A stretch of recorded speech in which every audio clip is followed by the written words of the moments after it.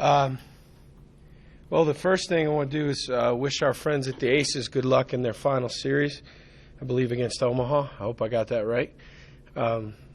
They've been very kind to us. They allow us to occasionally go out in the outfield and walk through when we have night games, and we wish them the best of luck and hope that they have a great week. Overall thoughts headed into this game: this is a big-time challenge for the team. Not only a high-quality opponent, but a road game, and it's been a while since we've won a road game around here, and we need to get that fixed. We are fortunately back in a normal routine now. Everybody had Saturday off except for the injured guys who came in and got treatment. We came in on Sunday. We reviewed the film quickly. There was a lot of teaching to be done off of it, and then we moved on to Arizona. Arizona is a quality football team. They present some unique challenges the same way that Washington State did. Similar to Washington State, Coach Rodriguez has been there now 3 years. There was a dramatic change in some philosophy between he and Coach Stoops, and now Coach Rodriguez has had 3 years to recruit his guys and get them into their system. They are an explosive offense, but like Washington State was, but more multiple in their attack, and there will be a much more concerted effort to run the football. They have guys on each side of the ball that grab your attention, and I would imagine that a close game that they had down at UTSA will get them refocused and ready for us leading up to the game Saturday night. Coach Rodriguez, I've had the chance to get to know him personally through some meetings and stuff that we do, and I like him very much. And we've had an opportunity to sit together, and he's allowed me to pick his brain and kind of talk about being a head coach. And I have a lot of respect for him, and this will be a cool opportunity to be across the field from him. He's been doing it a long time, has seen it all. And like Coach Leach the week before, Coach Rodriguez is an offensive innovator all the way back to his times as the offensive coordinator at Tulane, Clemson. He's been one of the leading guys in the spread. Unlike Coach Leach, Coach Rodriguez gets into the spread to run it, whereas Coach Leach got into the spread to throw it. But, going all the way back throughout his career, he's been very creative, but I know that he's going to try and run the ball. Defensively, Jeff Castile is their coordinator. He's been working with Coach Rod for a bunch of years, was his DC at West Virginia for 9 years. They do a great job basing their defense off of the kind of people that they can recruit. They are a 3-3-5. 3 down linemen, 3 linebackers, and 5 defensive backs, although, one of the safeties really is a hybrid safety linebacker. They're going to base out of they're going to base out of a 3-man front, and they got a lot of hybrid players on the field, guys that are kind of tweeners in size but can run and hit you. In my opinion, the defensive backfield is the strength of their defense. They can run, they hit, they tackle, and they can cover people man-to-man, which is going to be a challenge for us. In terms of their difference makers, 84 Reggie Gilbert is a long-armed pass rusher. Scooby Wright, not only does he have a great name, but he is a hard-charging, high-motor, physical, downhill linebacker. Jared Tevis, number 38, I really like. He's all over the place. He's kind of that hybrid, 5'11", 6 foot, 200-pound guy that, plays some safety but really hits like a linebacker. I have a lot of respect for him. I think he's a really good player. And number 6, McKnight, and 29, McCall, the corners, can both cover. They can both cover and they can both run. Offensively, Calvin McGee and Rod Smith are the co-coordinators, but I hope I'm not mistaken, but I believe Coach Rodriguez is the play caller. These guys have been with him for a while. Again, another highly explosive offense that can score points in bunches. They've scored 84 points in 2 games. It's a no-huddle spread attack, but like I said before, they're going to try and run it. The system is quarterback-driven, even when there are called runs. Just about every run is a read. The quarterback's got to decide whether or not he wants to keep it or give it. And then when he keeps it, there's usually another option involved where he could throw a screen off of it. I heard Coach Rodriguez say in his press conference this week that there is no play in their offense where the quarterback gets the down off, where he doesn't have to think. And you can see that on film. It's really triple option football is what it is.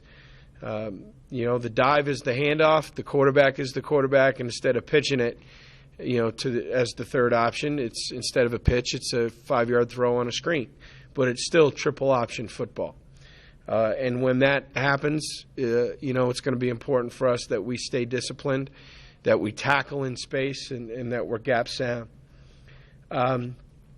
Player-wise, Anu Solomon, the redshirt freshman quarterback, he had big numbers against UNLV in Week 1, came back down to earth a little bit against UTSA. He is a talented thrower. He only completed about 50% last week. There were some throws I'm sure he'd like to have back, and he is effective as a runner. He will hurt you as a runner. So we've got to make sure that we keep him in check. They have a left tackle, Mickey Bacchus. If I didn't pronounce his name right, I apologize. He's gigantic, 6'8", 300 pounds. Again, long-armed, and not too dissimilar from Washington State when they throw it, in the sense that, if they're going to lose, they want to lose slowly because the ball will probably be out. 10, Grant, the slot receiver, has been productive in 2 games. And then the 2 tailbacks are really impressive. Terrace Jones-Grigsby, who's a compact, powerful running back. He ran for a bunch of yards in Week 1. He was hurt last week. I've heard him called questionable. I expect he'll play. And then Nick Wilson, a true freshman running back who had over 100 yards last week against a pretty good UTSA opponent. In the kicking game, clearly we need to improve. Our coverage units need to improve, and you're talking about Pac-12 returners. We've got to kick it better. We've got to punt it better. And they have a great kicker, a kid by the name of Skowron, who made a bunch of field goals last week, and frankly, they probably don't win the game without him because they were forced to a bunch of field goals in the red zone, and he made all of them. I believe he's 7 for 8 so far in the year, so he's pretty good. That's kind of a snapshot of Arizona, and at this point, if you have any questions, be happy to help. You mentioned the road stumbling block last year. I mean, you played a lot of good teams on the road last year. I mean, is that a big deal, getting a win on the road and breaking that streak? Yes, it is a big deal. It is a point of emphasis that if we want to have a chance to compete for Mountain West Conference championships, you got to win on the road. Anybody's got to win. I mean, if you're going to be a good team, you got to win on the road. And this is our first opportunity, and that will be something that we talk about. Is it those special teams that have that ability to win on the road, or what is it that makes teams good road teams? I think maturity, mental and physical toughness, the inability or the ability to not let the opponent's crowd get in your head, the change of atmosphere, the out of the routine, being able to adjust to those things. I mean, those are all contributing factors. Bad teams don't win on the road consistently. I mean, you got to be a pretty good football team to go into somebody else's place and win a lot. And, we didn't do that last year, and we need to improve that. And this will be a great test. Grigsby doesn't go. Wilson, as you said, had a really good day the other day. That kind of puts him in an all-freshman backfield. I think normally you might think, that might be something you can take advantage of. Do you feel that way at all? Well, I don't know if you can take advantage of it, in a sense. I think their system kind of protects them a little bit. Not so much the quarterback. The quarterback's asked to do a lot, but, how do you take advantage of a freshman tailback? I mean, they're either going to hand it to him or they're not. I mean, we got to be ripping at the ball and tackle and all those things. But, I mean, it's not like people looked at James Butler and said, boy, how do we take advantage of him? I mean, it's different if you have a true freshman corner that you can maybe target, or you have a true freshman offensive tackle that you're going to match up your best pass rusher. But, you know, it's difficult to attack a running back. You don't know quite where he's going to fit. So, you know, they've done some things in protection to try and hide him a little bit. And, you know, the quarterback, you know, we gotta try and make him make decisions. We can't make it comfortable for him. But, you know, they have a USC. They have a couple transfers there. I believe one from Texas, one from USC that he beat out. So clearly, pretty good football player. I mean, Coach Rodriguez is not going to put a bad quarterback out there. It's not like they didn't have choices. I mean, the guy won a pretty heated competition. And this is obviously back-to-back Pac-12, but is this Pac-12 a little different than last week's Pac-12? Oh, there's some similarities. There's some differences. The first one is it's not at home. You know, you're going to a Pac-12 opponent on the road. If we keep playing Pac-12s in a row, I want some of their TV revenue. You know, we'll take a small piece of it. But, yeah, no, I mean, they present different challenges. There's some similarities, but, I mean, if you're looking to tell me, if you want me to, I'm not going to come out and say publicly I think one team's better than the other. That's not my job. I mean, they present different challenges, and, you know, we got to get ready for this one. Are you more concerned with your offense against their defense, or your defense against their offense?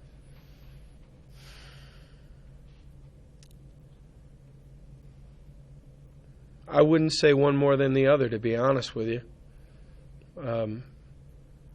The thing I'm most concerned about is how much can we improve from week 2 to week 3. That's what I'm most concerned about. Seeing the things that we did poorly that weren't necessarily dictated to us by Washington State, just fundamental things that we should have done better.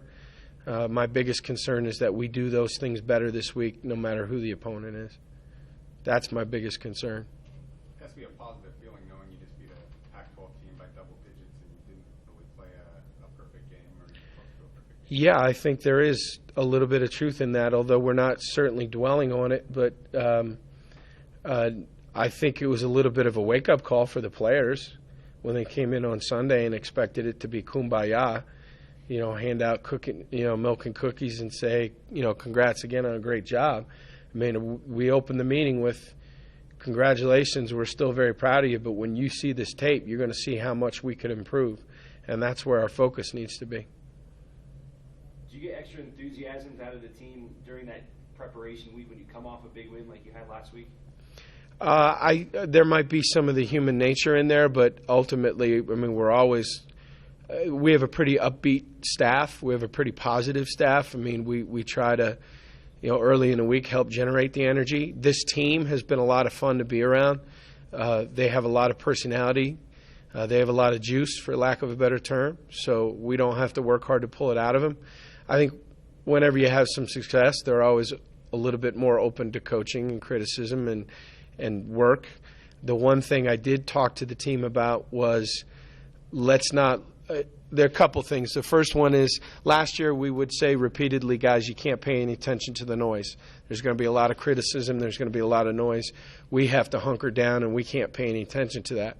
Well, it's even more challenging now because we can't pay any attention to the praise either. We can't listen to people tell us how good we are because the reality of it is we got a lot of improvement to make, and we got a long way to go. That was the first thing. The second thing we said was, you know, we can't forget what it was that helped us win that game last week, and it was an unbelievable week of practice. It was great preparation in a short week. I mean, that didn't happen by accident. That happened because they earned it. Even though we didn't play really great, we earned it. So we can't lose sight of the fact that, you know, there were a couple things that led to success, and we've got to refocus on those things right now. It would mean that we were 1-0 this week and that we would be 3-0 headed into the bye. Nothing more, nothing less. I mean, I saw it written, hey, this is a state that, Washington State was a statement win. If we won this game, would it no longer be a statement win? Would this now be the statement? That stuff doesn't matter to us. It can't. I mean, I understand why that stuff is said and written, but the reality of it is, if we won this game and got to the bye at 3-0 and then lost 9 in a row, is it a statement win then? No, it's a bad season. So, I mean, the reality of it is our goal is to be 1-0 this week and try to put ourselves in a position when we get to the bye that we've put ourselves off to a good start for the season. That's it. How eager are you to see your defense take on a good running team that they've done a good job? I'm not eager to play against a team that runs it for 288 yards a game. I mean, you think you got a good defense, though? Yeah, I do. It's going to be a litmus test. Sure, of course it is. I'd rather play John Carroll here. I take that back. I would rather play Muskingum there, where Coach Hudson's alma mater. That's like when they asked Tom Brady or Peyton Manning, "Are you excited to play against the Patriots?" No, it's hard. It'll be a litmus test. There's no doubt. We'll find out. And we're gonna have to put on our big boy pants. I mean, it's gonna be a physical football game. It won't be duck and chuck. It will be, it will be, tighten up your chin strap and let's go. And same issues though. I mean, we're gonna have to tackle in space. We're gonna have to be gap sound. We're gonna have to get off blocks. So. Does your own experience here in practice and then also playing Washington State, does that at least give you good looks for what you're going to see at Arizona? I think that there is a little bit of carryover conceptually as to what we do in spring and summer against our own defense. While it may not always look the same conceptually, some of it is similar. So I do think that there's a little bit of help there. Washington State's not going to help us much. I mean, Washington State, the offensive line, you could have driven a pickup truck through the splits between the guards and the tackles. I mean, they were spread out. Arizona doesn't look like that. I mean, Arizona's tightened it down. They're going to roll off the ball. I mean, it's while people would look at both offenses and say they're both spreads, they're really very different. I was thinking more on the defensive side with their alignment. Oh, okay, yeah, that's. I think there is a little bit of carryover, although we kind of formationed Washington State into the 4-down stuff. We tried to keep them out of the odd front by getting into some certain looks that we felt like we might be able to predict what they were going to get into. There's no doubt this week's a 3-man front. I mean, this is an odd front. They don't jump into a lot of 4-down. They're not built for that. So there's a little bit of carryover, but not a ton. You mentioned knowing Rich Rod a little bit. Have you ever actually coached against him? Yes. When I was at Notre Dame, he was at Michigan as the head coach. And I was on the defensive side of the ball. And I want to say that we beat them once at Notre Dame, and we lost in the last minute up in Ann Arbor. But I have been on the other side of the ball against his offenses. What sticks in your mind about those two meetings and trying to stop his offense? It's multiple, it's fast, and it's not. You still have to stop the run. I mean, you got to go into the game saying, yeah, this is a spread attack, but we got to stop the run first. When did you have that meeting with them, and I guess what did you want to glean from the? Well, I'm not going to talk about what we talked about, but the head coaches across the country, when we get together for Mountain West meetings in the spring in Scottsdale, Arizona, it's also built around head coaching meetings throughout the country. So a lot of the conferences will go do their head coach meetings there. Pac-12 was there. We were there. There are a lot of conferences were there, and then you hang around for another day. And it's very relaxed, and I had the chance to literally sit with him by the pool and just kind of pick his brain. And the one thing that you learn when you go there as a first-time head coach or a new head coach and you don't know anybody, and the guys that like Sonny Dykes who came right over and said, hey, it's good to meet you, welcome. Rich Rod did that. Bobby Houck did that. I mean, guys, you don't know anybody. I mean, I know a couple guys, Cliff Kingsbury and Charlie Weiss and people like that, but you don't know a lot of these guys, and you almost feel, I don't want to say out of place, but a little timid. Just kind of walking around trying to feel your way out. And he was one of the guys that came over and said, welcome. Hey, sit. Let's talk for a little bit. And for that, I'm grateful, and I appreciate it. And hopefully someday I can be that guy. Are they pretty open in, sharing stuff, especially if you're on future schedules? I know they're not breaking down X's and O's, but It's never about X's and O's. It's really about philosophy, and the good guys are open about it. The good guys in this business do. When you talk big picture stuff, do share ideas and opinions on stuff and how things are going and the future of our game. Yeah. You talked last week going into Washington State wanting to hold on to the football and keeping their offense off the field. Has your offensive philosophy changed with Arizona, or is it similar? No, I think it's pretty similar. I think we got to try and control the clock. We got to run it effectively enough. I think there is some similarity in the approach this week. They're getting so close in both polls. When you look at Arizona, do you think they're a top 25 team? I'm not answering that question. That's a trap question that can only get me in trouble. How good do you think? When I look at them on tape, I see Pac-12 football players. I mean, look, we got a vote in a poll, didn't we? Didn't the guy in Albuquerque give us a vote? Do you think we're top 20? Took it away after Southern Utah? I don't blame him. I'm not a voter. What I meant by that is, when you look at that team, do they have the talent to be one of those upper echelon teams? I think so, yes. Time will tell. You got a tough road to hoe in that league. I mean, it's a really good league. So. Do you look at the San Antonio tape and take anything from that, or your team's so different? Yeah, I'd like to have 46 seniors on my team too. Yeah, there's some crossover. The one thing, if you take the scouting out of it, the first thing that comes off the UTSA tape is what a great job Larry Coker and his staff have done. The program's been around for 4 years, and they had, they're playing Arizona to the last possession, and had beaten the dog out of Houston the week before. That's a pretty good football team. There is some crossover stuff that we can look at and apply to what we do.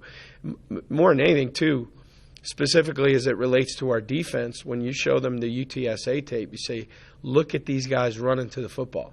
The first guy may not have made the play, but look at all the orange jerseys running to the ball with their hair on fire. And I pointed, I talked with the staff about that late last night, that that's one thing that jumps out on that tape is how hard UTSA was playing, and they certainly weren't intimidated. So I want to throw a trap question at you. Is there one unit matchup that concerns you the most in this game?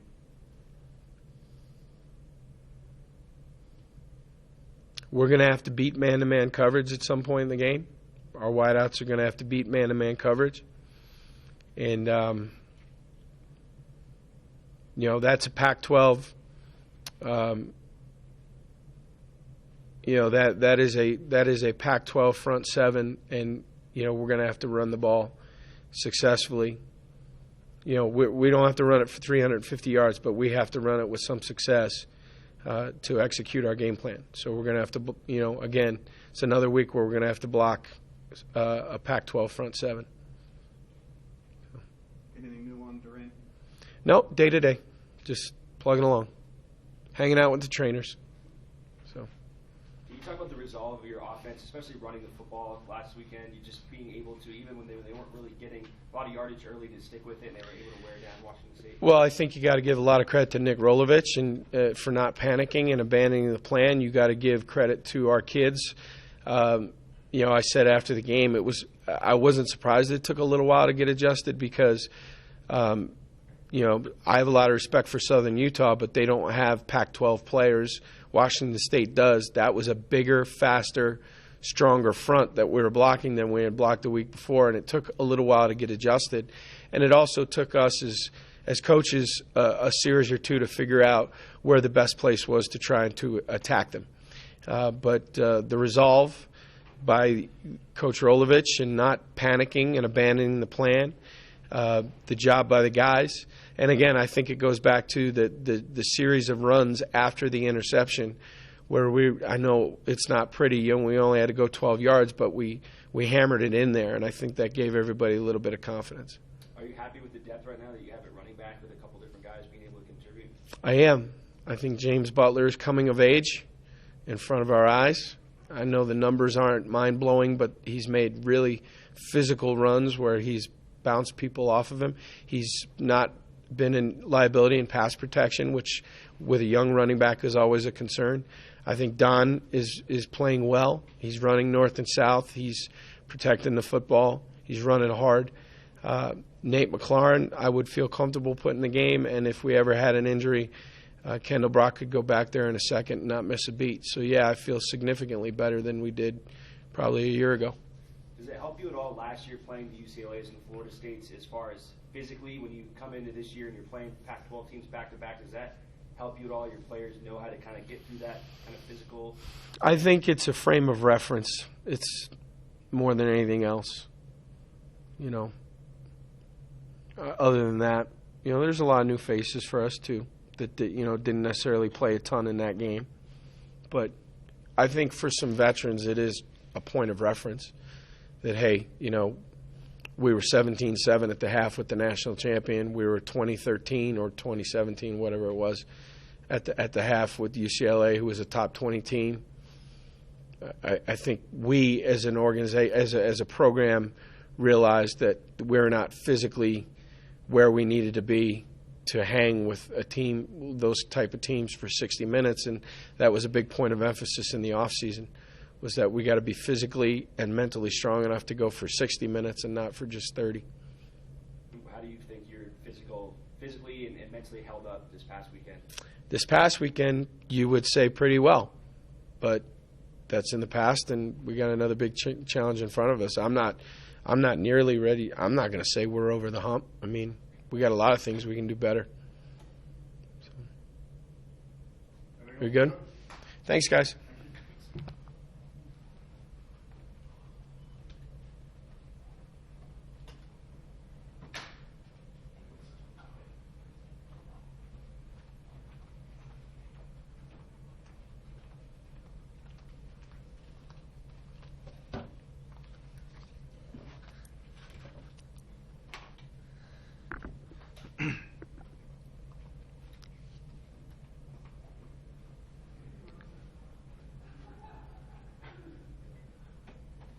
First road game of the year, didn't do so well on the road last year. Is there a different mindset you have to take into a road game? Definitely. The fact that everyone's against you is pretty big, especially for the younger guys. You know, you get people talking, saying all sorts of things to you, and just can't let them get into your head. You know, you go over there for a business trip, pretty much, go to play some football, have some fun. But you know, there's been some great atmospheres I've been a part of.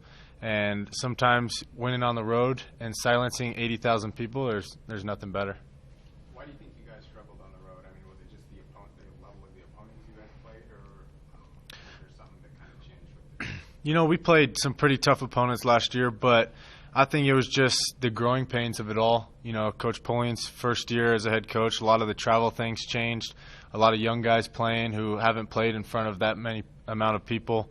So I think there's a lot of just kind of, like I said, the growing pains. I think we'll be a lot better on the road this year now that we understand what we have to do, you know, take out all the distractions and just go play football. I think you go back 2 years, though, and you guys were 5-1 on the road. You know, what was so good about that team playing on the road, and what are the elements you need for a good road team? Just confidence going into a road game. And like I said, limiting the distractions. Obviously, in this day and age, it's easy to go on Twitter, Instagram, Facebook, whatever, and people saying whatever they want about you. But I think if we just limit our distractions and just cut it out and focus on playing football, we'll be all right. Cody, you guys rely a lot on the read. Is a 3-3 front more difficult to read? It's pretty difficult just because they have more backers. You know, they have 3 defensive linemen, obviously 3 linebackers and 3 safeties who rotate. So most of the time you get past those front 7 and then you got some space. But in a 3-3, you get past that first line and you still got, you know, 8 guys to make miss. So, I mean, we were pretty successful against the 3-3 against them in the bowl game, but obviously we're a different offense. They're a different team. So you can't watch too much of that tape. At least for me, I'm not watching too much of that tape, more of what they're trying to do this year. UNLV runs some similar stuff to us. So for me to watch that game and find out what they try to do against the read option is pretty big. Do you expect this to be kind of a different level Pac-12 opponent than maybe the last one? Pac-12 is still Pac-12. It doesn't matter who it is. They have the same amount of recruits. They get the same talent. Other than playing away and playing versus playing home is probably going to be the biggest difference between the two. Obviously playing away at a Pac-12 team is going to be harder than playing a Pac-12 team at home. Since the New Mexico Bowl loss, how much have you wanted to play Arizona again? Obviously it's still a little bitter for me. Just the way we ended up losing that game was pretty tough, but obviously that was, 2 years ago, so you can't really hold on to it that long. I got a good buddy of mine on the team. He plays safety for him. We went to high school together, so he gave me a lot of I guess crap for them beating us in the bowl game. So hopefully I can return the favor. So there's a little bragging rights on the line. Just between me and my buddy, yeah, there is. Who is that? Blake Brady. He played a little bit in the bowl game. Now he's listed as a 2-deep safety. Didn't you say that they didn't really prepare for your offense that much for that bowl game, according to him? And I guess do you expect them to be quite a bit more prepared for the pistol this time around? I definitely think so. They, putting up 48 points in a game. He said, it was honestly they didn't focus as much as they thought they should, and I think based off what I've heard, Rich Rod's doing a good job with his team, saying, hey, this opponent's going to be really good. You guys got to really prepare. Their offense is obviously a high-powered offense, so you got to maintain and slow down. Where does that one rank in terms of the tough losses that you've had around here? Maybe one or two. Just the fact that everything was going perfect for us. And it was a bowl game on ESPN as well, and it would have been a big bowl win since Cap's last game. But obviously losing it was hurt and got injured in that game, which was even more tough. So I'd probably say one or two for sure. Was that maybe the best game you had played to that point? I have no idea. Maybe statistically, but there were still some mistakes I made in that game that obviously I would want back. But statistically, I don't know. I don't really look at the stats too often, but I think probably would be up there. And if I remember right, thumb, knee, and tooth in that game? Head, knee, and thumb. Yeah. Thumb. How long did it take to recover from that? About the whole month of December and a little bit of January. And I think, obviously it's crazy how much wins can affect bruises and heal pain. After a win, you see guys in the training room who feel a lot better about themselves, as opposed to when you lose a game, the littlest nicks and bruises may become something serious. You say you don't pay attention to stats, but you surpassed 10,000 career yards. I mean, there's only a couple guys that have done that. What kind of honor is that to leave your mark like that on this program? I just think to be mentioned, obviously, with Dave Neal and Cap is unbelievable. Just the fact that I've had the opportunity to start here for 4 years has been an incredible opportunity for me.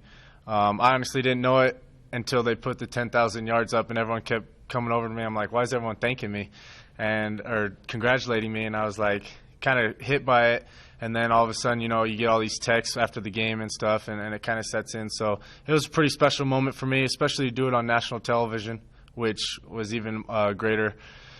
But, obviously football goes on, and hopefully to continue to rack up some yards. What does a win like that do for the confidence of this team going into another Pac-12 game on the road? I think it was big for us. Just the fact that this team knows we can compete with a Pac-12 team. It'll give us confidence, especially going on in the road, which is going to be a tougher task for us. But I believe that the confidence right now is good. I just don't want us to get complacent. Obviously, it's still really early in the season. We've only played 2 games, and we got a lot of big games ahead of us, even past University of Arizona. Can you talk about the offense specifically, and the fact that you're able to hang in there against Washington State? I mean, does that give your offensive line, the running backs, a little bit something this week to know that they can hang with a Pac-12 opponent? Yeah, I think the Washington State defense doesn't get credit for how good they really are. Their front seven is big, and their secondary was really active, especially when we played them. I think their offense kind of overshadows their defense, but the confidence we take away from that game of running the ball on a really big front seven on a team who almost threw the kitchen sink at us in terms of the blitzes they brought and just trying to rush us as quickly as possible. So I think our offensive line took tremendous confidence out of it. Our running backs, I hope, did the same thing, and even our receivers. You watch the film and you see receivers dumping DBs and safeties. So as long as we can continue to get it clicking, and obviously we're not where we want to be. It's week 2, going on to week 3. We got to get better in order to win some more football games. Brian talked about having to win some man-to-man battles. What are your thoughts going into that? As far as what you have to do. Yeah, they're a team that's not afraid to run man and stuff the box. And I could see them doing that against us with our run game being so effective last game. So for us to be able to beat man coverage, hopefully it'll take a little bit out of them from loading up the box to go to some more zone stuff, which will help us out in the running game. So obviously the more man we can beat, the better it's going to be for the entire offense, not only the passing game but the running game. All right. Thank you, Cody. Thank you, Chad.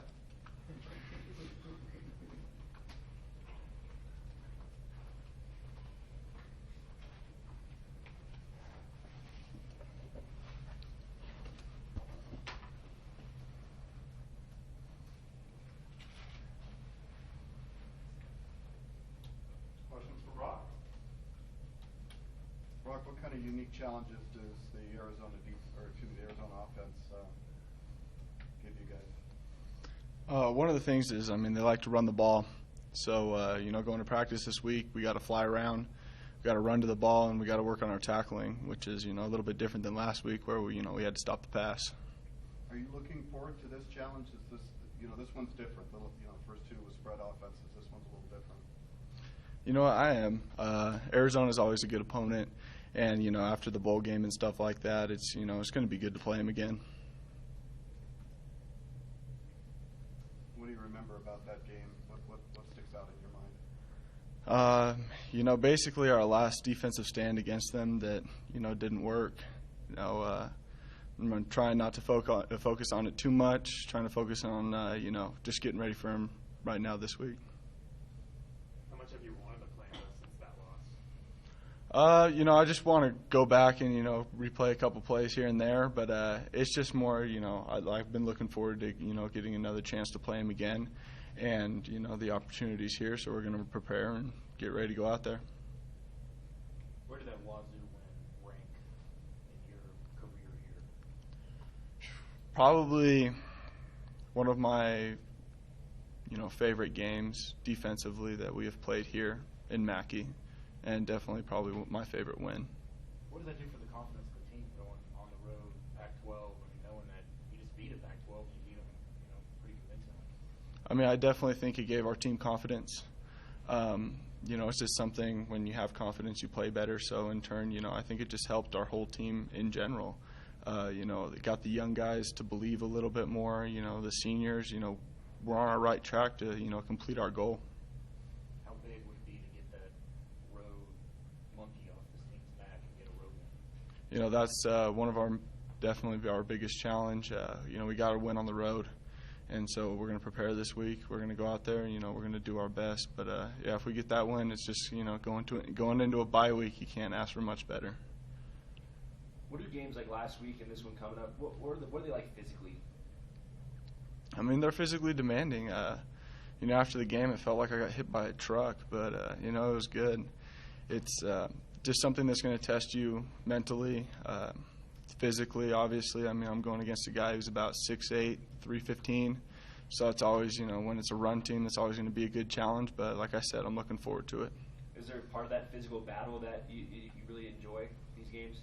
Absolutely. That's one of the main reasons that I play this game is I love the physical battle. I love, just driving into a guy every play and trying to beat him. It's just a one-on-one matchup, as a defensive end. Knowing you guys guys didn't get a road win last year. Is there a little bit of a monkey on your back to get that road win this year? Yeah, absolutely. I mean, anytime you don't win on the road, it's first one you want to get it, so it sets the tone for the rest of the season. Now, you got a little social media attention last week. Even Andy Dalton tweeted about it. How cool was that? It was fun.